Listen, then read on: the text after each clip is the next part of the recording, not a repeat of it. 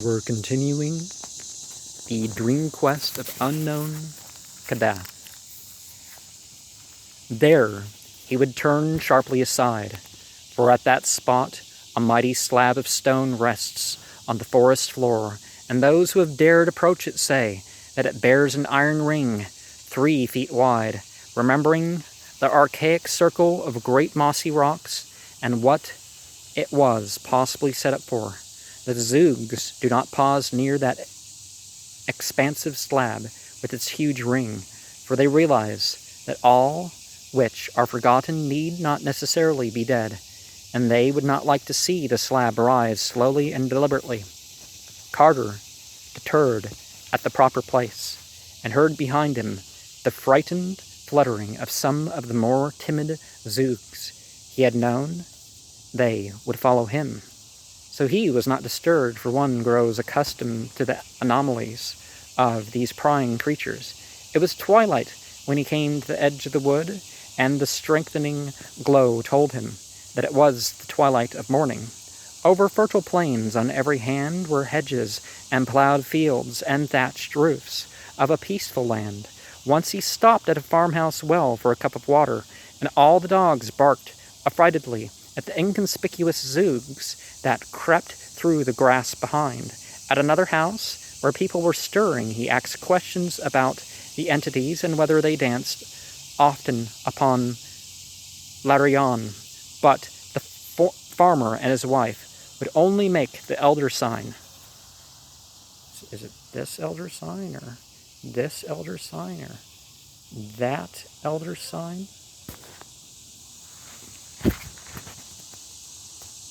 And tell him the way to Near and Ulthar.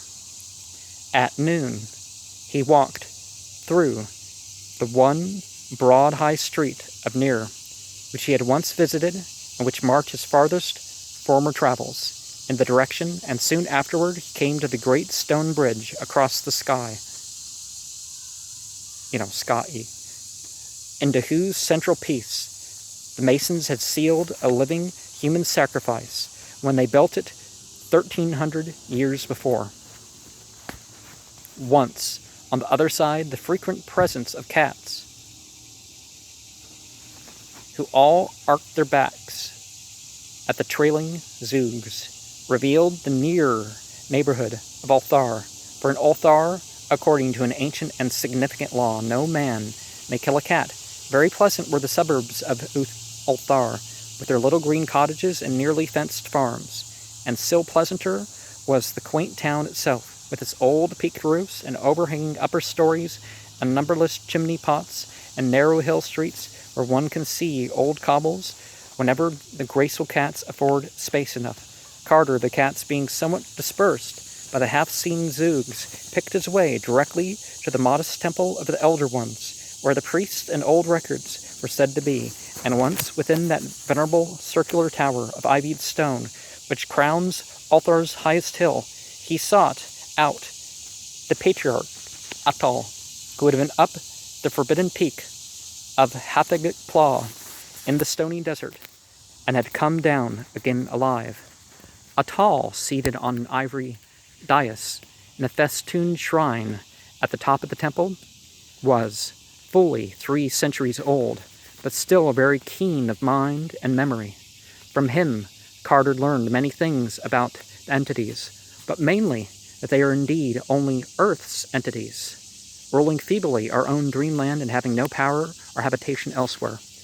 Now, there's spirits of things and places, and there's a Lizuvuma word for that too. If I haven't shared it, perhaps there'll be an update for that soon. But one of the 3 sources of dreams are the jinn may choose to influence a person's dream. But they're generally beings that are bound to this planet or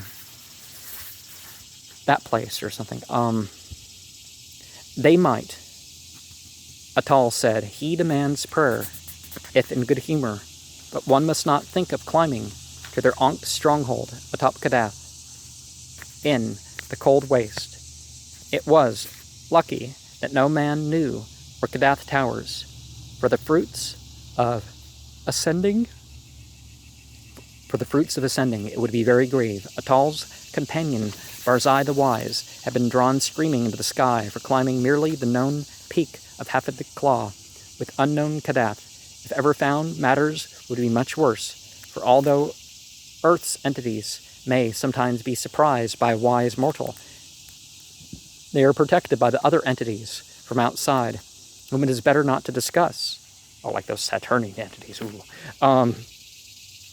At least twice in the world's history, the other entities set their seal upon Earth's primal granite, once in antediluvian times, as guessed from a drawing in those parts of the Nakatic manuscripts, too ancient to be read, and once on Hafid Claw. Barzai the Wise tried to see Earth's entities dancing by moonlight, so Atal said it would be much better to let all the entities alone, except in tactful prayers. Carter, though disappointed by Atal's discouraging advice, and by the meager help to be found in the Nakatic manuscripts and the 7 cryptical books of Hassan, did not wholly despair. First he questioned the old priest about that marvelous sunset city from the railed terrace, thinking that perhaps he might find it without the entity's aid, but Atal could tell him nothing. Probably Atal said the place belonged to his especial dream world and not to the general land of vision that many know, and conceivably it might be on another planet.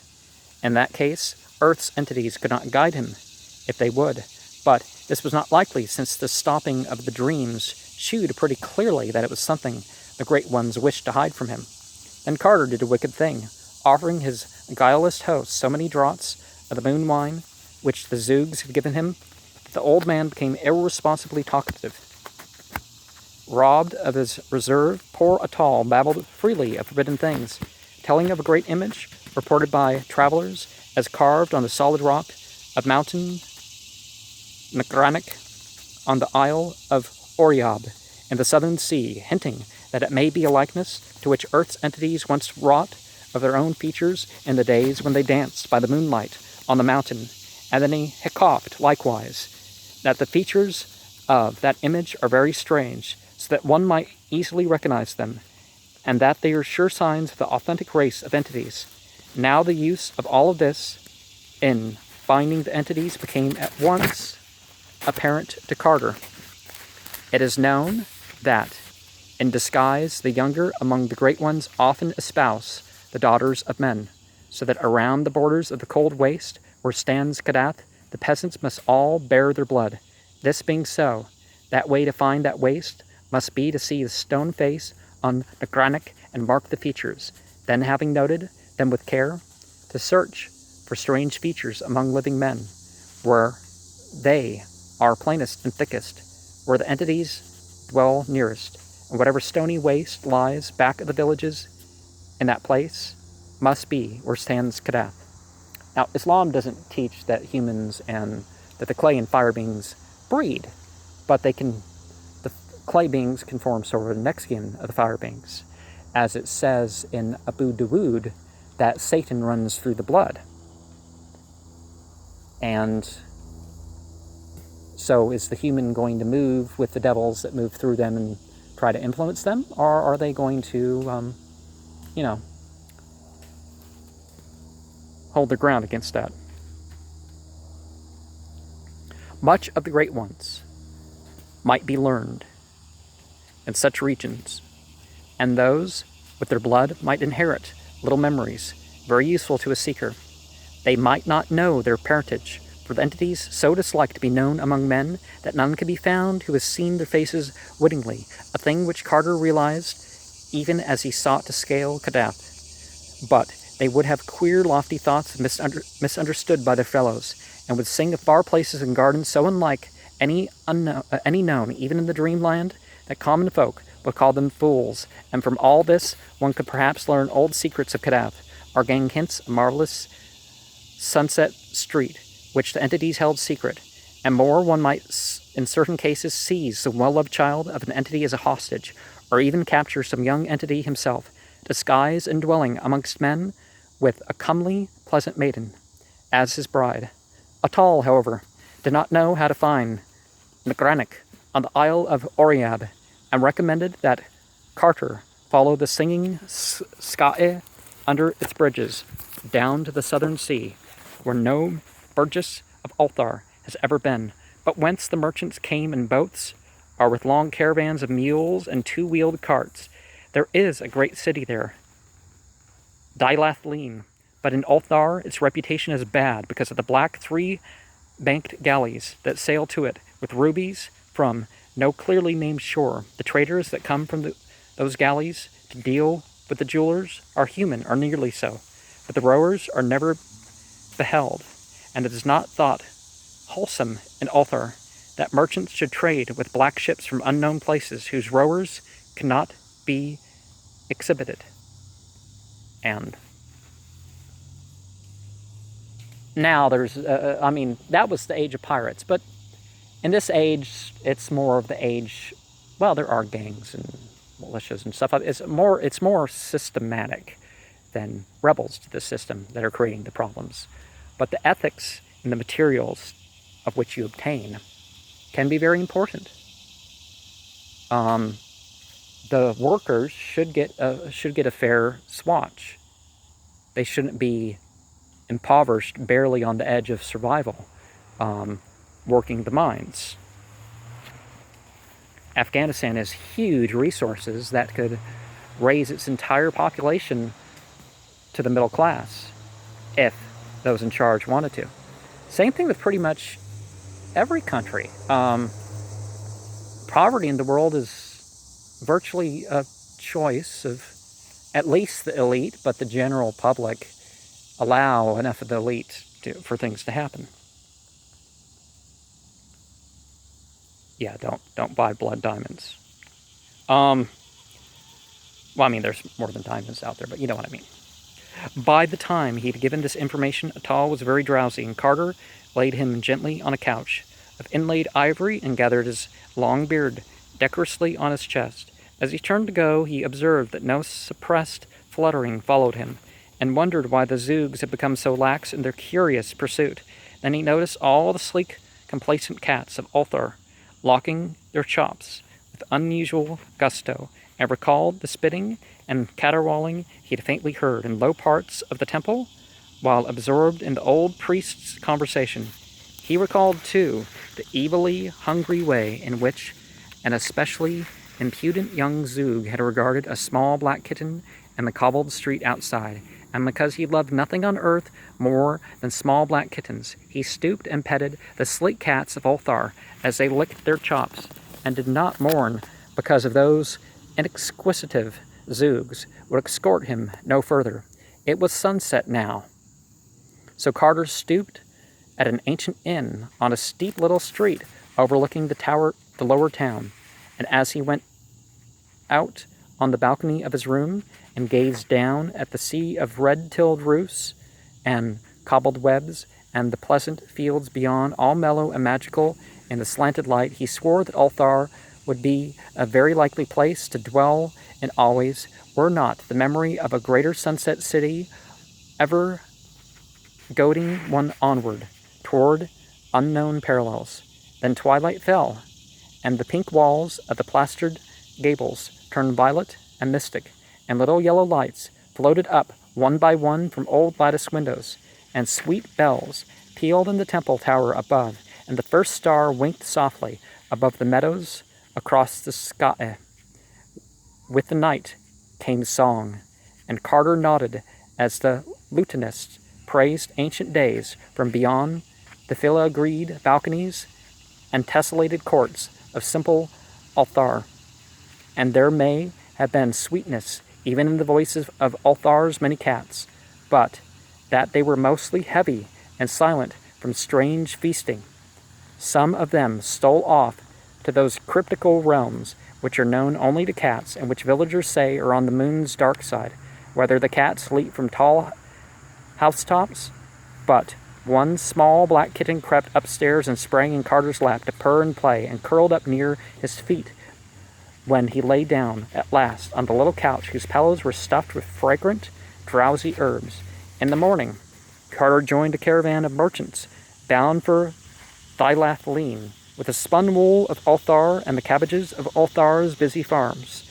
And for 6 days they rode with tinkling bells on the smooth road beside the sky, stopping some nights at the inns of little quaint fishing towns, and on the other nights camping under the stars while snatches of boatmen's songs came from the placid river. The country was very beautiful, with the green hedges and groves and picturesque peaked cottages and octagonal windmills. On the 7th day a blur of smoke rose on the horizon ahead, and then the tall black towers of Thylathleen, which is built mostly of basalt. Thylathleen, with its thin, angular towns, looks in the distance like a bit of the Giant's Causeway, and its streets are dark and uninviting. There are many dismal sea taverns near the myriad wharfs, and all the town is thronged with the strange seamen of every land, and of a few which are said to be not on earth. Carter questioned the oddly robbed man of that city about the peak of Nagranach on the Isle of Oriab, and found that they knew of it well. Ships came from Baharna on that island, one being due to return thither in only a month, and Nagranach is but 2 days' zebra ride from that port. But few have seen the stone face of the entity, because it is on a very difficult side of Nagranach, which overlooks only sheer crags and a valley of sinister lava. Once the entities were angered with men on that side, and spoke of the matter to the other entities. It was hard to get this information from the traders and sailors in Thylathleen's sea taverns, because they mostly preferred to whisper of the black galleys. One of them was due in a week, with rubies from its unknown shore, and the townsfolk dreaded to see it dock. The mouths of the men who came from it to trade were too wide, and the way their turbans were humped up in 2 points above their foreheads was in especially bad taste. Well, if it's, style issues and, there are some differences in lips and stuff with the races. Let's not be prejudiced here. And their shoes were the shortest and queerest ever seen in the 6 kingdoms. But worst of all was the manner of the unseen rowers. Those 3 banks of oars moved too briskly and accurately and vigorously to be comfortable, and it was not right for a ship to stay in port for weeks while the merchants traded, yet give no glimpse of its crew. It was not fair to the tavern keepers of Thylathleen, or to the grocers and butchers either, for not a scrap of provisions was ever sent aboard. The merchants took only gold and snout, black slaves, from Parg across the river. That was all they ever took.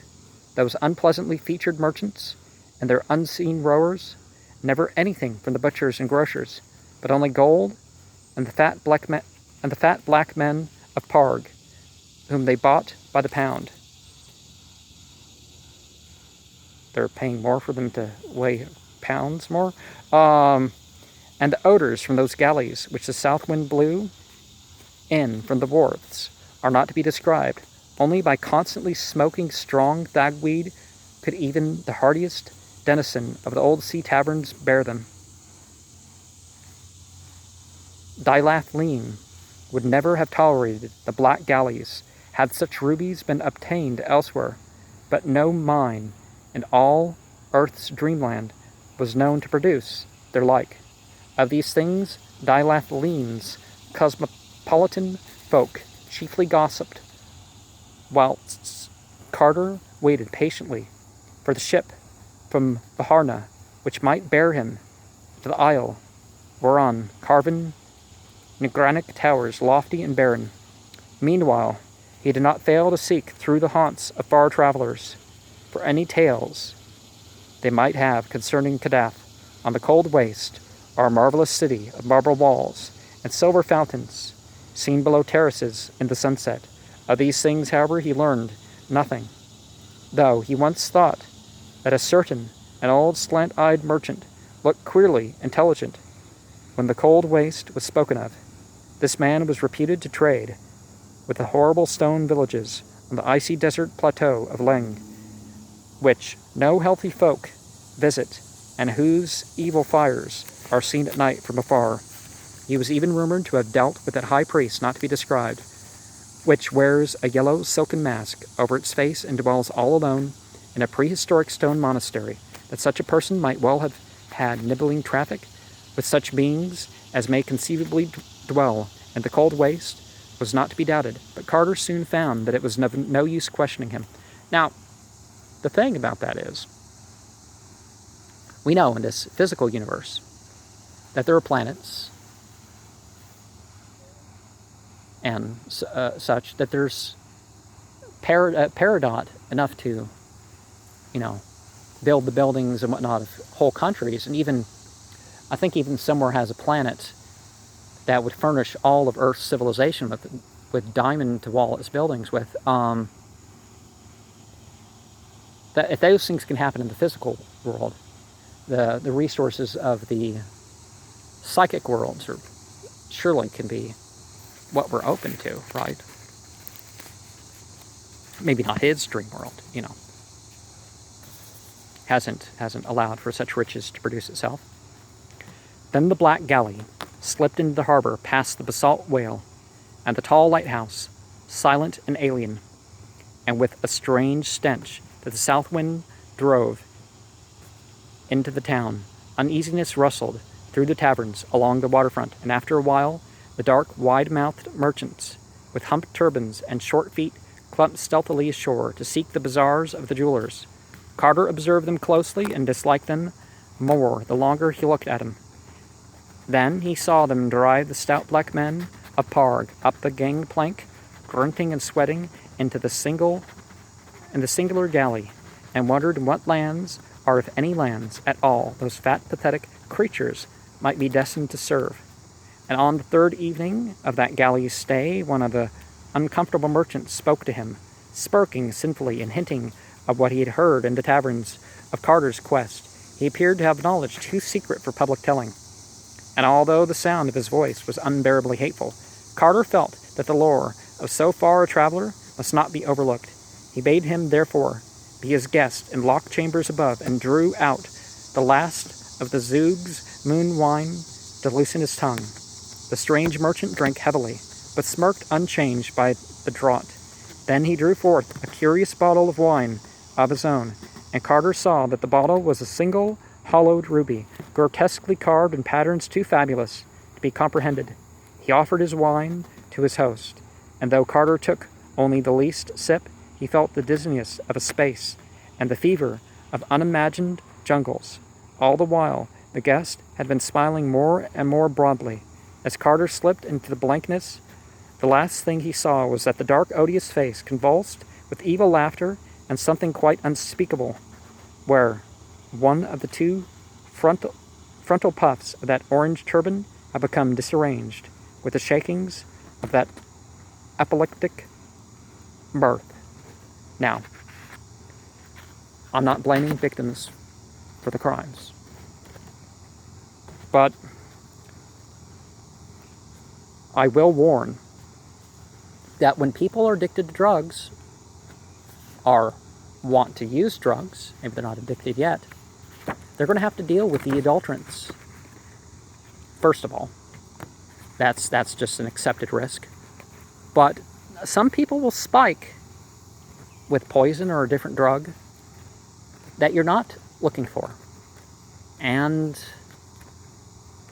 that's why in some respects sorcery is safer than just recreational use, because there's context and you pretty much know what's going to go on.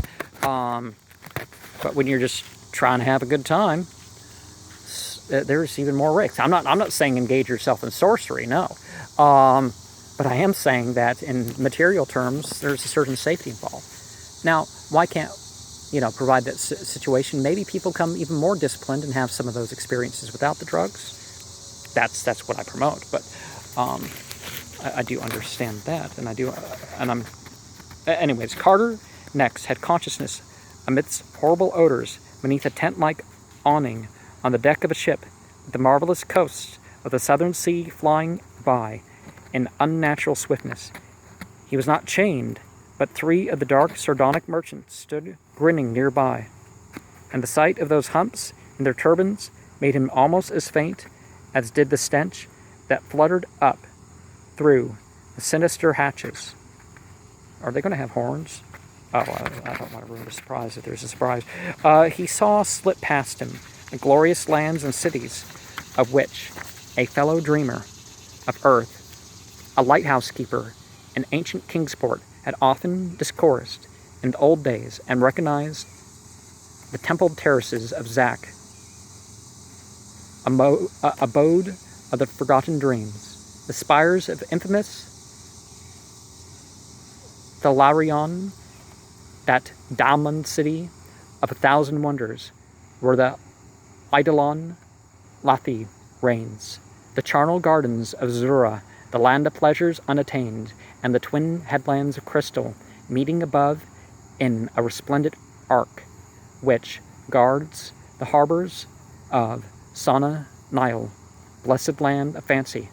Past all those gorgeous lands, the Malodorous ship flew unwholesomely, urged by the abnormal strokes of the unseen rowers below, and before the day was done, Carter saw that the steersman could have no other goal than the basalt pillars of the west, beyond which simple folk say splendid Cathuria lies, but which wise dreamers well know are the gates of a monstrous cataract, wherein the oceans of earth's dreamland drop wholly to abysmal nothingness, and shoot through the empty spaces toward the other worlds and other stars, and the awful voids outside the ordered universe, where the Daman Sultan, Azathoth, gnaws hungrily in chaos, amid pounding and piping, and the hellish dancing of the other entities, blind, voiceless, tenebrous, and mindless, with their soul and messenger, Nyarlathotep.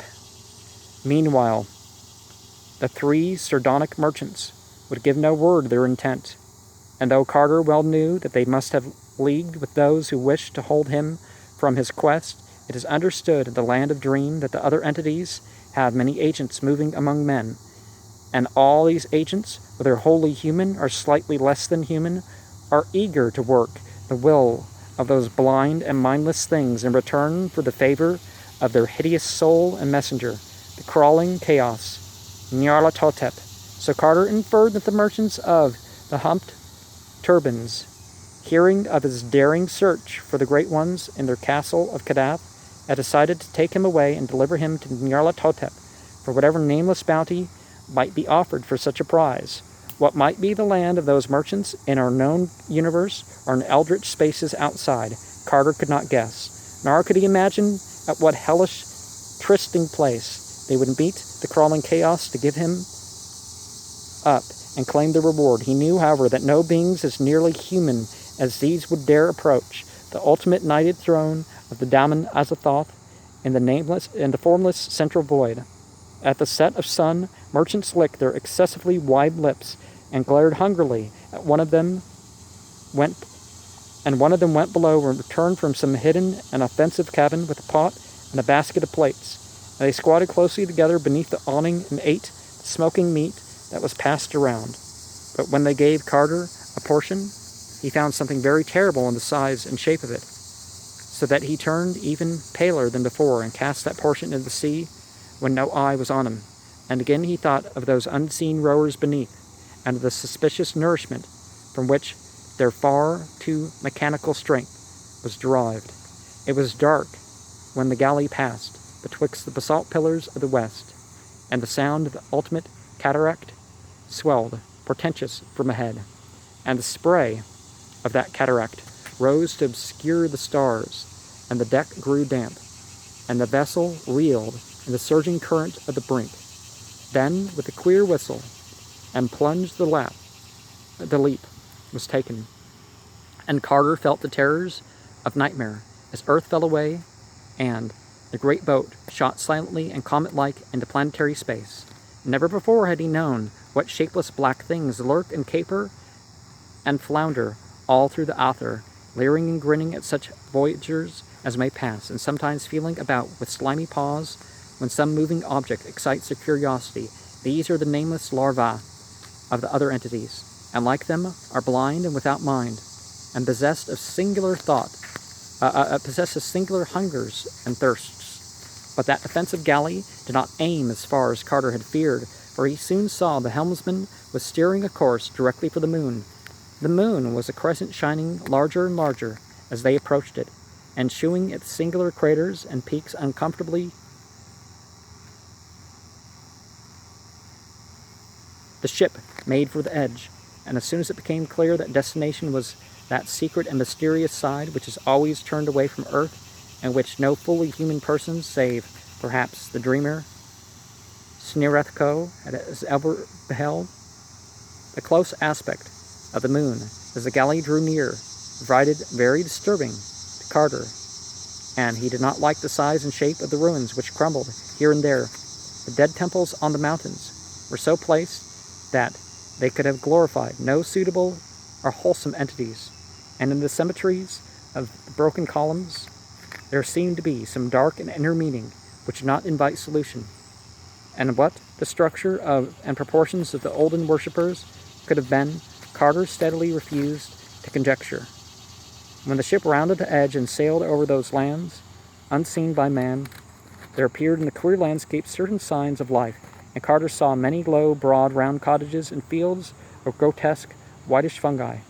He noticed that these cottages had no windows, and thought their shape suggested the huts of Esquimaux. Then he glimpsed the oily waves of a sluggish sea, and knew that the voyage was once more to be by water, or at least through some liquid. The galley struck the surface with a peculiar sound, and the odd, elastic way the waves received it was very perplexing to Carter.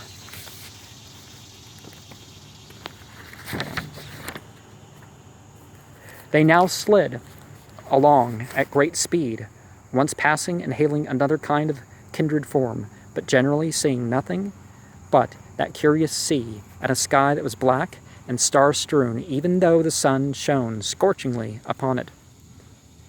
There, presently, rose ahead the jagged hills of a leprous-looking coast, and Carter saw the thick, unpleasant gray towers of a city. The way they leaned and bent, the manner in which they were clustered, and the fact that they had no windows at all was very disturbing to the prisoner, and he bitterly mourned the folly which had made him sip the curious wine of the merchant with that humped turban. As the coast drew nearer, and the hideous stench of that city grew stronger, he saw upon the jagged hills many forests, some of whose trees